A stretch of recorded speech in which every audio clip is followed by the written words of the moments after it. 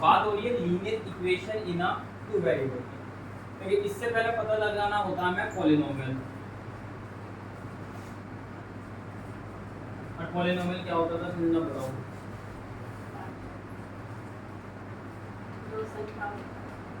क्या बताओ दोबारा।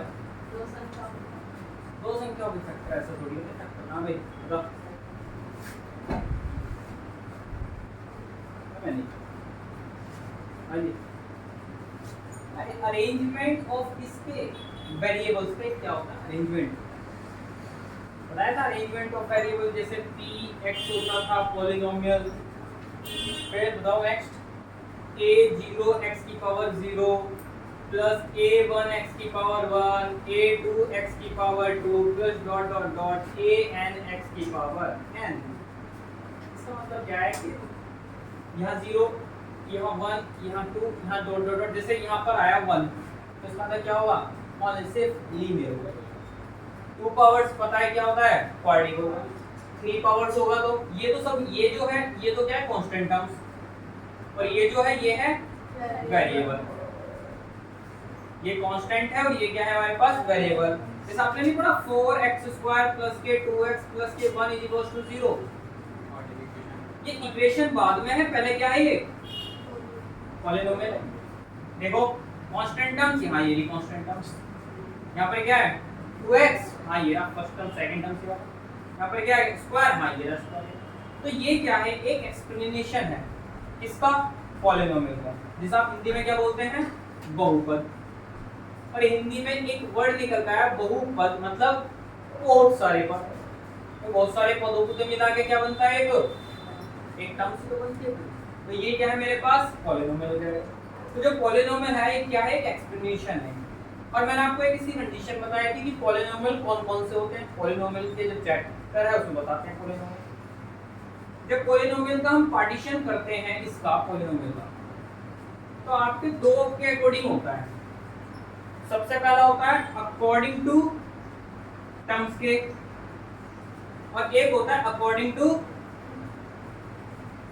डिग्री। अकॉर्डिंग टू टर्म्स के होता तो पहले वाला होता है कौन सा जिसे बोलते हैं मोनोमोनियल, जिसे एक पद्धति बोलते हैं। एग्जांपल बताओ एग्जांपल। अरे 4x² एक टर्म्स है, मैंने कहा 4 ये भी एक टर्म्स है, बस ये क्या है कांस्टेंट होगा। और हमारे क्या डालने हैं पर वेरिएबल, ये हुआ मेरे पास y हो गया 3y हो गया। ये अपने आप में क्या है एक टर्म्स है, ये भी क्या है एक टर्म्स है। दूसरा होता है क्या बायनोमियल। ठीक, जब बायनोमियल की बात हो रही है तो इसके अंदर बायो का मतलब कितना होता है 2, जिसके अंदर कितने टर्म्स हो 2 टर्म्स हो। फॉर एग्जांपल ये हुआ क्या हो गया फोन में चलिए ठीक, कोमा यहाँ पर ये वाला 4x² + y, ये भी क्या है दो वेरिएबल की टर्म्स होनी चाहिए। बस कितने टर्म्स है एक और एक। टर्म्स हमेशा या तो पॉजिटिव में बनेंगे या फिर नेगेटिव में। जैसे फॉर एग्जांपल ये ले तो कोई फर्क नहीं पड़ेगा, ये भी क्या है हमारे पास टर्म्स है। और मैंने कहा नहीं जी आप ये एक्स वाई ये क्या नहीं है, ये बायनोमियल नहीं होगा, ये अपने आप में क्या होगा ये मोनोमोनियल होगा। बिल्कुल बस वेरिएबल क्या होंगे दो वेरिएबल होंगे। डिग्री की बात करें तो कितनी डिग्री होंगी 2 डिग्री होंगी, क्योंकि वेरिएबल क्या अलग अलग तो डिग्री भी कितनी होगी उनकी सेम होगी। अब इसके बाद क्या होगा देखो कितने टर्म्स होंगे ट्राइनोमियल आ जाएगा। फिर एक फोर्थ की बात करें तो जीरोनोमियल, जिसके अंदर केवल एक जीरो है। तो इसके अकॉर्डिंग तो आपका ये बनता है। अब हमारे पास कौन सा आ जाता है अकॉर्डिंग टू डिग्री के, और इसमें पहला होता है लीनियर, जो आपका क्या है चैप्टर है नहीं है। तो इसका मतलब हमें निकल के कहां से निकल के आएगा पॉलिनोमियल से। जब हम लीनियर की बात कर रहे हैं तो लीनियर कौन होगा जिसकी ये चलता है किसके अकॉर्डिंग डिग्री, और डिग्री को क्या बोलते हैं पावर, और पावर क्या होती है घात। ठीक, तो जैसे जिसकी डिग्री ये कितने भी टर्म्स में हो सकता है ऐसा कोई फर्क नहीं है। जैसे फॉर एग्जांपल मैंने कहा x + y, ये भी क्या मेरे पास एक लीनियर इक्वेशन है, क्योंकि इसकी हर टर्म्स की डिग्री क्या क्या है एक एक एक है। मैंने कहा यहाँ पर मान लेते हैं x + 2y + 1 = 0। चेक करो ये भी क्या है लीनियर इक्वेशन है, कितने डिग्री की 1 डिग्री की। तो हमारे पास यदि हम अकॉर्डिंग टू टर्म्स के कहें तो बताओ कितने डिग्री का है? बायनोमियल है, ट्राइनोमियल है या क्या ट्राइनोमियल। ट्राइनोमियल है। कितने टर्म्स है इसके अंदर? 3 आए हैं, तो इसका मतलब क्या होगा? ट्राइनोमियल। ये कितना है? 2 और 2 है तो क्या होगा? बायनोमियल होगा। ध्यान रखना, ये कॉम्बिनेशन देगा। दूसरा होता है क्या? क्वाड्रिक। और जब हम क्वाड्रिक की बात करें तो जिसकी डिग्री क्या हो? 2 हो जाए, 2 माने मान। ठीक, ये भी होगा। मैंने कहा केवल केवल x², जल्दी बताओ। ये होगा, ये क्या होगा? क्योंकि ये हमारे पास क्वाड्रिक है, बट डिग्री देखनी है इसमें हमें। टर्म्स पे कोई फर्क नहीं पड़ता। हमारे पास ये भी क्या है? एक क्वाड्रिक इक्वेशन है, बट कौन सा है ये? मोनोमोनियल, बायनोमियल या ट्राइनोमियल? मोनोमोनियल है, क्योंकि इसके अंदर टर्म्स कितने हैं? केवल केवल एक टर्म्स है। आई बात समझ में क्या? तो यहाँ पे ध्यान दो, मैंने कहा x² + k y² = 5। बताओ ये बायनोमियल है, बायनोमियल है, ट्राइनोमियल है, क्या है? पहले देखो ठीक से देखो, ट्राइनोमियल इधर लाएंगे तो एक टर्म जो बन जाएगी, तो कितनी होगी? ट्राइनोमियल। और वैसे देखें तो कौन सी हो जाएगी? ये क्वाड्रिक बन जाएगी। क्वाड्रिक की बात करें तो कितनी होती है? क्यूबिक। Cubic equation. और क्यूबिक इक्वेशन के अंदर डिग्री कितनी होगी? 3। और ये याद रखना कि जितनी डिग्री होती है उसके उतने ही आंसर होते हैं। जैसे यहाँ पे कितनी डिग्री है मैक्सिमम? 2, तो कितने आंसर आएंगे इसके? 2। यहाँ पे कितनी डिग्री है मैक्सिमम? 1, तो आंसर कितना आएगा? 8। पर वेरिएबल कितने हैं? अलग अलग, तो इसका मतलब उसका भी आंसर आएगा। तो आंसर उसके कितने बन जाएंगे? 2 अपने अपने आपके। इसकी ये कितनी आएगी? क्यूब। जैसे फॉर एग्जांपल इसको ले लेते हैं एग्जाम, जल्दी बताओ ये होगा नहीं होगा? क्यूबिक है नहीं है? याद रखना, बच्चे सोचते हैं कि यहाँ पे स्क्वायर जरूर होना है, कंपलसरी नहीं है। बस यहाँ पे क्या दिख रहा है? क्यूब दिख रहा है, तो 3 देखना है क्या, उसके बाद की कोई भी टर्म हो या ना हो कोई फर्क नहीं पड़ता। तो हमारे पास क्या है? ये क्यूबिक है। इसके बाद करें तो क्या होता है? बाइक्वाड्रिक। क्या होता है?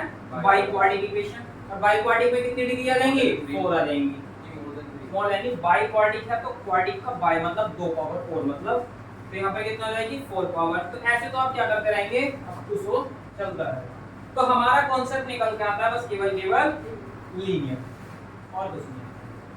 तो हमें एक काम जो करना है वो बस केवल किस पर करना है? तुम्हें लीनियर पे। और लीनियर इक्वेशन बतानी है इन कौन से में? 2 वेरिएबल। 2 वेरिएबल बताएंगे तो कौन बताएगा? बायनोमियल। कौन बताएगा? बायनोमियल। पर इसमें कंडीशन कौन सी लगेगी? लीनियर की। डिग्री 1 रहेगी, आंसर 2। क्योंकि हमारे पास वेरिएबल x हो सकता है, y होगा, हो सकता है a b तो नहीं लेंगे वैसे, तो a b तो कांस्टेंट में यूज करते हैं, या तो s होगा या फिर t होगा। तो वो वेरिएबल आप कुछ भी ले सकते हो, वो आपके ऊपर डिपेंड। समझ में आया? क्या? हाँ, y z तो वो तो तुम्हारे ऊपर डिपेंड। x + y + z = 1, ये बताना जरा। ये लीनियर इक्वेशन है, क्वाड्रिक है, क्यूबिक है या बाइक्वाड्रिक है? बताओ कैसी है? लीनियर है। कितने वेरिएबल में? 3 वेरिएबल। कितने वेरिएबल हैं? 1, 2 और 1, 3। ये वेरिएबल नहीं है, ये तो एक कांस्टेंट टर्म्स है। तो वेरिएबल कौन है? x, y और z होगा। तो ये पूरा कॉन्सेप्ट है, यहाँ तक कुछ नहीं। तो हमें बात की जाए तो हम यहाँ तक का पूरा कॉन्सेप्ट पढ़ते हैं, उसके बाद यहाँ पर पहुंचते हैं। मैंने कहा चलो एक क्वेश्चन दिया आपसे, 4x² + का √x + 3 = px। शुभम बता, ये पॉलिनोमियल है नहीं है? हाँ बिल्कुल है। हाँ जी, तुम बताओ है? आप बताओ। बिल्कुल है। हाँ जी पक्का? नहीं है भैया। क्यों नहीं है? कह रही है तो क्यों नहीं है, क्यों नहीं है तो है, बताओ। है तो वेरिएबल नहीं है। वेरिएबल है तो x क्वाड्रेटिक इक्वेशन है,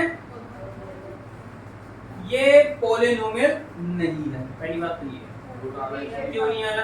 क्योंकि मैंने आपको जब उस टाइम पे भी बताया था, ये पॉलिनोमियल की पहचान 2 तरीके से होती है। पहला कि जो भी वेरिएबल होगा क्या नहीं होगा, वो आपका स्क्वायर रूट में नहीं होगा। तो x आ रहा टाइम है तुम्हारा स्क्वायर राइट में, इसका मतलब ये पॉलिनोमियल नहीं होगा। इसका मतलब ये इक्वेशन ही पॉलिनोमियल नहीं है, और पॉलिनोमियल नहीं है तो हम इसके आंसर को नहीं होगा। दूसरा मैंने कहा कहीं पर px = 4x² + का 1/x + 3, बताओ